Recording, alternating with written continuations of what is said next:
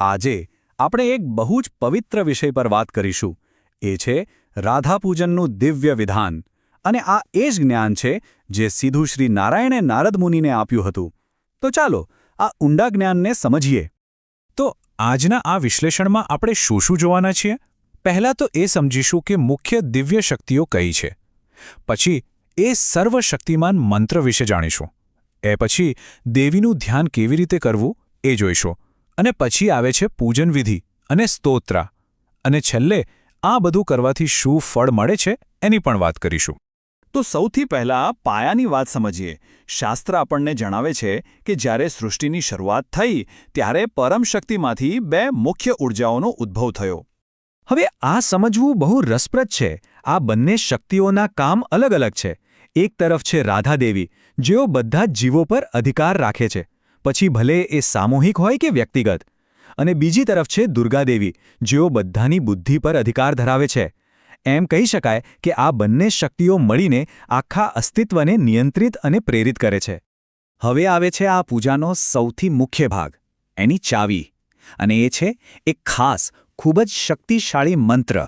શાસ્ત્રમાં કહ્યું છે કે આ એક 6 અક્ષરનો મંત્ર છે, જે ધર્મ, અર્થ અને કામ, એટલે કે જીવનના જે મુખ્ય હેતુઓ છે એને જરા પણ વિલંબ વગર પૂરા કરે છે. આ એક સીધો રસ્તો છે. અને એ મંત્ર છે હું રાધાયૈ સ્વાહા. આ જ એ 6 અક્ષરનો મંત્ર છે જેને આ સાધનાનો મૂળ આધાર માનવામાં આવ્યો છે. અને આ મંત્રની એક આખી દિવ્ય પરંપરા છે. એ પણ બહુ રસપ્રદ છે. એની શરૂઆત થઈ સ્વયં શ્રીકૃષ્ણથી. એમણે આ મંત્ર વિષ્ણુને આપ્યો, વિષ્ણુએ બ્રહ્માને, બ્રહ્માએ ધર્મને, અને ધર્મે આ મંત્ર નારાયણને આપ્યો, જેમણે પછી નારદ મુનિને આ જ્ઞાન આપ્યો. એટલે આ મંત્રને એક પૂરો આધ્યાત્મિક સંદર્ભ આપવામાં આવ્યો છે. જેમ કે એના ઋષિ છે નારાયણ, છંદ છે ગાયત્રી, દેવતા છે બ્રહ્મા અને શક્તિ છે ભુવનેશ્વરી. આ બધી વિગતો એટલા માટે જરૂરી છે જેથી એની સાધના યોગ્ય રીતે થઈ શકે. સારું, તો મંત્ર વિશે તો આપણે જાણ્યું. હવે આગળ વધીએ ધ્યાનના વિષય પર. કારણ કે મંત્ર પછી શાસ્ત્રમાં દેવીના સ્વરૂપનું ધ્યાન કેવી રીતે કરવું એનું બહુ જ સુંદર અને વિગતવાર વર્ણન આપેલું છે. ધ્યાનની શરૂઆત થાય છે એમના વર્ણથી. કલ્પના કરવાની છે કે એમનો વર્ણ શ્વેત ચંપાના ફૂલ જેવો શુદ્ધ અને તેજસ્વી છે. એમનું મુખ જાણે શરદ ઋતુનો પૂનમનો ચાંદ હોય, એકલું શાંત અને શીતળ. એમની આંખો જુઓ, શરદ ઋતુમાં ખીલેલા કમળ જેવી, અને એનું તેજ તો જાણે કરોડો ચંદ્ર ભેગા થયા હોય એવું. એમનું હાસ્ય મોગરાના ફૂલ જેવું કોમળ છે, અને એમની વાણી અત્યંત મૃદુ છે. એમણે રત્નોથી જડેલા ઘરેણાં પહેર્યા છે અને શ્વેત વસ્ત્રો ધારણ કર્યા છે, જે એમના દિવ્ય સ્વરૂપને વધુ નિખારે છે.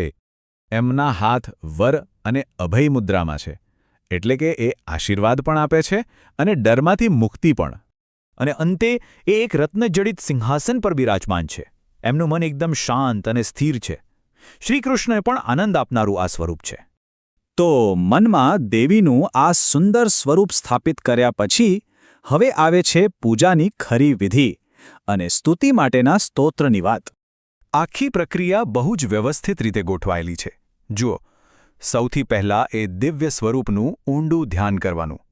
પછી દેવીનું પોતાના હૃદયમાં કે શરીરમાં આવાહન કરવાનું. એ પછી એમની અને એમની શક્તિઓની પૂજા. ત્યારબાદ સહસ્ત્રનામનો પાઠ. અને છેલ્લે હોમ એટલે કે અગ્નિમાં આહુતિ. અને આ સ્તોત્રમાંથી એક અંશ જોઈએ તો એમાં જે ભાવ છે એ સમજી શકાય છે. એમાં પ્રાર્થના છે કે હે માતા, જેમને બ્રહ્મા, વિષ્ણુ જેવા દેવો પણ પૂજે છે, અમારા પર પ્રસન્ન થાઓ. આ સંસારના સાગરમાંથી અમને બચાવો અને દયા કરો. આ એકદમ શરણાગતિનો ભાવ છે. તો હવે સવાલ એ થાય કે આ બધું અનુષ્ઠાન કરવાથી મળે શું? એનું ફળ શું છે? શાસ્ત્ર આ વિશે બિલકુલ સ્પષ્ટપણે જણાવે છે. આ જે સ્તોત્ર છે એનો પાઠ દિવસમાં 3 વાર કરવાનો હોય છે, જેથી જે ફળની વાત કરી છે એ પ્રાપ્ત થાય. અને ફળ શું છે? 2 મુખ્ય ફળ બતાવ્યા છે. પહેલું, જીવનના બધા જ દુઃખ હંમેશ માટે દૂર થઈ જાય છે. અને બીજું, અંતે સાધકને દિવ્ય ગોલોકધામમાં નિવાસ મળે છે.